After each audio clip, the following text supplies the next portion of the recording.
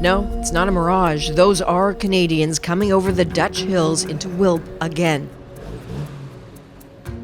Not liberators returning 80 years later, it's their children. Canadians in their fathers' footsteps. Thanked by the Dutch just the same.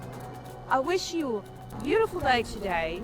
Thank you again. For the sacrifices of the men whose photos they wear. I want to give you a set of letters to you, the children of the people who are you carrying at your chest. It touches me.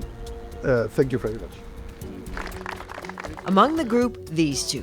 Sue Brady, her daughter Holly Laird from Oakville, Ontario. They're here for him, Sue's dad, Holly's grandfather. He's Jim Gibb of the Royal Canadian Artillery. He fought in Italy and then right here in the Netherlands. Gone since 2018, piecing together what he did is a constant labor of love. If he were here now, what kind of questions would you have for him? Well, why did it take so long to tell me the story? What story? Well, one of this church, of the bullet holes in it, and that steeple. That Sue knows any of it is because of this man. Ott de Vries. Friends now, but strangers 25 years ago when Sue came to the Netherlands with her dad. They encountered grateful Dutch citizens, Ott among them. Jim asked his new friend to bring him to this ancient church. He'd never spoken of it before. What Sue learned then is Jim was part of Operation Cannon Shot in April of 1945. Canadians massed across the Isle River, supporting armor to the far bank. The mission to break through the Nazi front. When his regiment got to the town of Wilp, he and a fellow soldier climbed that steeple to keep watch. They hid there for days, being constantly fired upon. So Ott, my friend, went and found an older gentleman who came, and he said, I remember feeding you.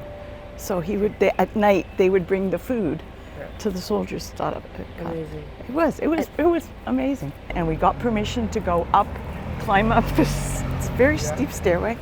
And he got there and he goes, there's my initials. It was unbelievable. You know the way. With Jim gone and Ott no longer able, Sue's determined to see the steeple again, show it to Holly for the first time. I think it's locked. Oh, no, it's not. This is how you pass down history. Wow. How's your knee? And my knees are fine. My heart's pumping. But she's her father's daughter, not a big fan of obstacles. There was 2 of them. They were here for 3 days. Yeah. Dad said they had fabulous views because they could see so far on 4 sides. It's a perfect lookout. Yeah, it was a perfect lookout for crossing the Isle. What's this like for you?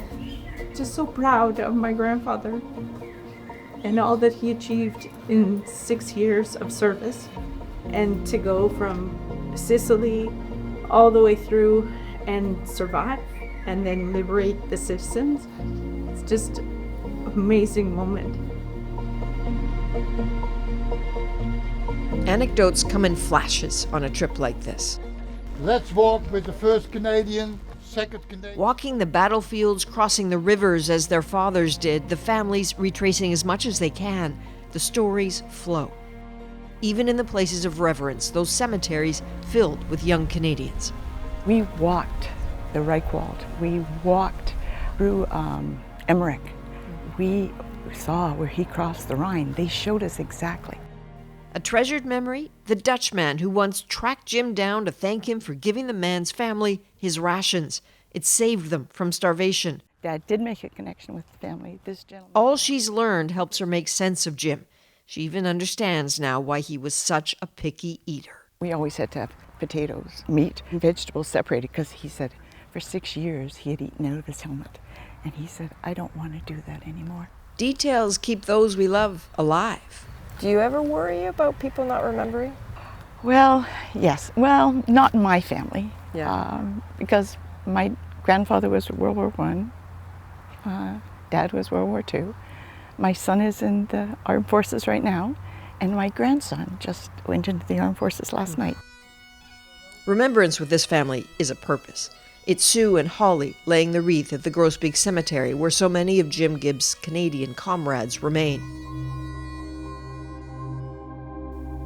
And in a moment that has to give you chills, just behind the nearly 24 vets in the Apeldoorn parade, look who walks in their footsteps.